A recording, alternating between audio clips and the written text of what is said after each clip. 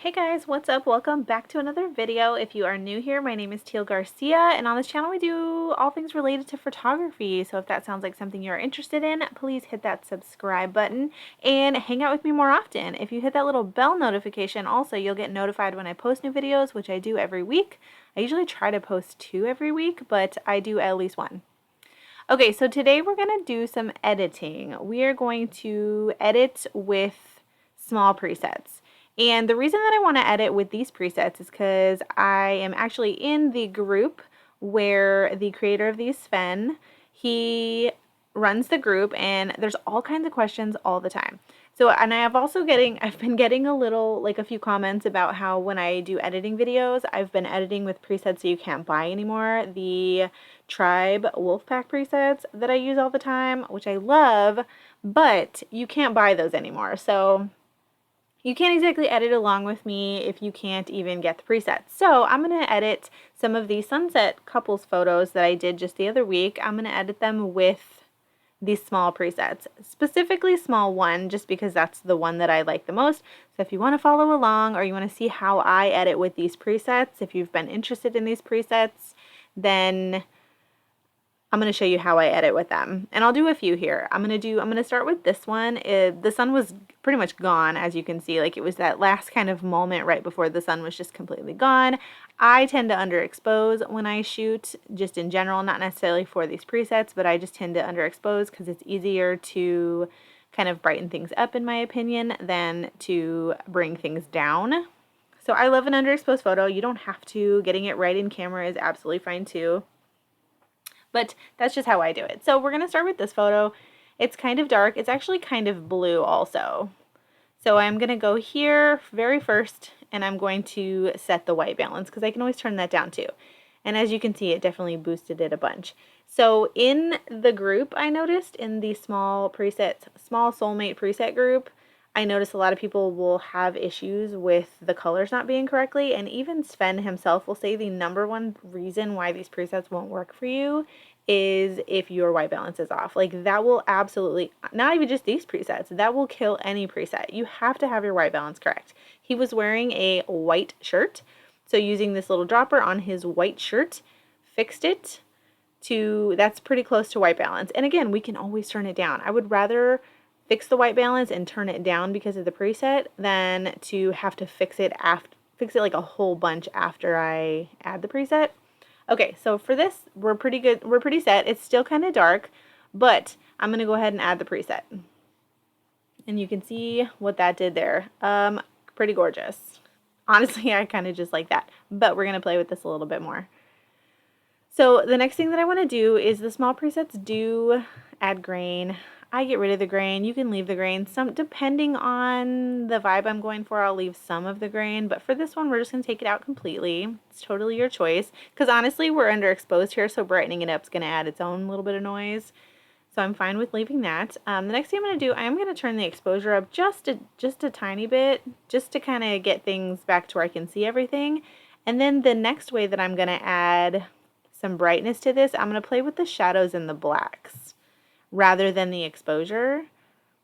Okay, so we're going to pull the shadows up a little bit. We don't want anything to be muddy, but so just a little bit at a time, and then we're going to pull the blacks up, and as you can see, it's kind of making them pretty orange now. Now you can see all the orange that's there, but I still like the way the rest of this looks. So really they're orange and that's it. So, I mean, they're not even really like super orange, but I am going to go down here to my saturation sliders and this little doohickey here, and I am going to pull this orange saturation down just a hair. I just don't want them to be as orange. So look, it's still very super nice and bright and warm, and I love this a whole lot. Okay, that's pretty much all I would do in Lightroom with this photo.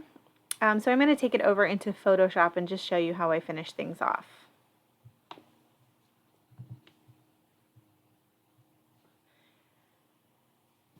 Okay, and you absolutely don't have to. So this picture is pretty perfect how it is. I am just, you know, a creature of habit, and there's things that I like to do In Photoshop, I know I like to sharpen, I like to bring contrast back. It's just my preference. So if you just saved this photo exactly like it is, then perfect. But I can't do it. I have to fix what I want to fix in. All this is going to do, I know we pulled those blacks up, but all I'm going to do is pull those blacks down a little bit. I like to play with my levels. It just, I don't know, you see, it just kind of makes things pop. I know, it's weird that I do that, but I do. Okay, it's what I do.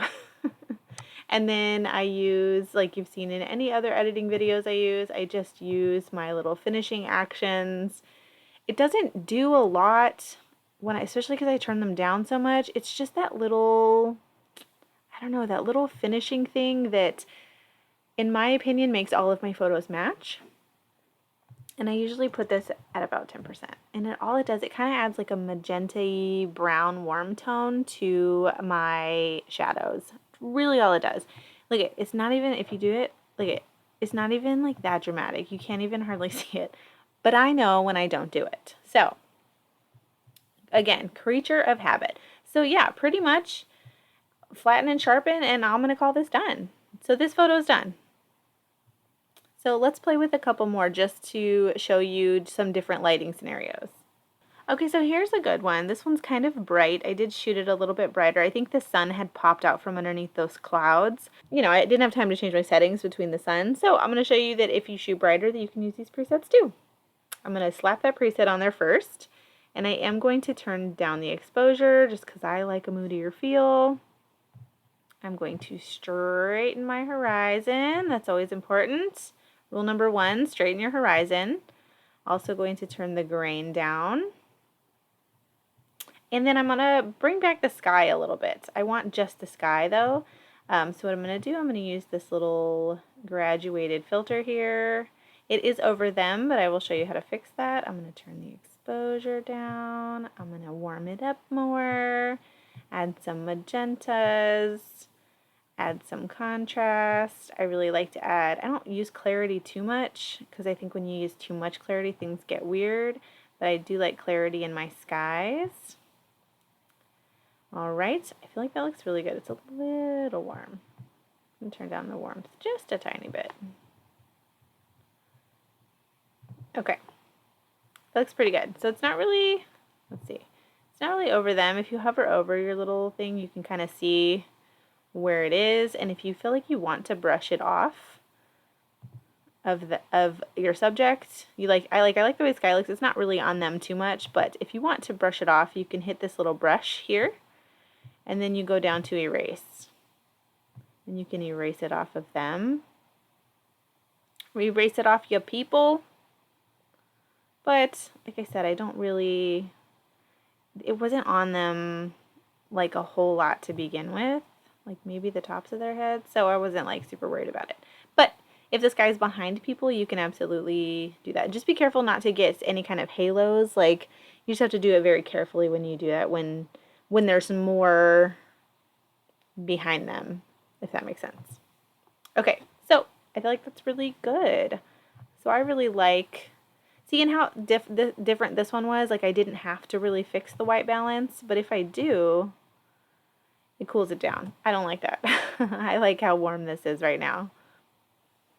But see, that one, I shot it warm and I didn't really have to fix the white balance. And that's because the sun was super golden. And I'm not, as you saw the last one, taking it into Photoshop and finishing it off, like I would get rid of these little people in here and, you know, play around with it. I'll definitely show you the finished photo at the end, but that's all I would do besides, again, taking it into Photoshop for this one. So let's play with another one. Let's play with one more. Let's do a black and white. Okay, so let's do a black and white photo. I love this photo. I love the sun coming in between them. I need to straighten that horizon. Even though you couldn't see it crazy, it was still crooked. So let's do a black and white. The small presets have 2 black and white options. They have this SMAL9 and they have SMAL10. I personally love SMAL10. I don't really use 9. It's a little like washed out for me, but I love 10. So let's click that. And then once again, I'm going to take the grain out. And what I'm going to do here, so obviously it's pretty great just right out of, right out of the gate. I love this preset for black and white. I could be using a whole different preset for a session and still use SMAL10 for my black and whites. Like, it doesn't matter what other preset pack or what I use, I always come back to SMAL10 for my black and whites. Always, always, always. It's like the only one I use. Okay, and I do, so this, with this though, I do want to bring back the sky, sort of, and then here, I'll show you what we're going to do here. So we're going to do the radial filter again. Same. We're going to pull her down, pull the exposure down. See? Pretty wonderful. It is, again, like messing with his head a little bit there, but we won't make it so dramatic. Okay, so we'll keep it about there, and then like I said before in the last one, this is going to show you a little bit better. We're going to hit that brush. We're going to go down here to erase, and I do make sure you have your auto mask clicked. It's just going to help you with those halos, if that makes sense. And I don't want to be like too aggressive with this. I just want to make sure that we bring back some detail. Okay, looks pretty good. Again, if you hover over your little dot, it'll show you where it's at. And I don't really care that it's up there, it's fine. Okay, so that looks pretty good. There's a before and after. And again, I do like this photo. I'll probably end up editing this photo for them in color as well, but I wanted to show you one of the black and white images. So there you go. Alright, that's it. That is all I have for today. If you like this video, give it a thumbs up. I will leave a link to the SMAL presets and his whole website. He has a whole bunch of different ones. These are just the ones that I love the most. And I think the ones that are the most common with the most questions. So that's why I want to do a video on these. If you have any other questions though, or you love these SMAL presets, let me know. If you are not subscribed, please do so, and I will see you next time. Bye!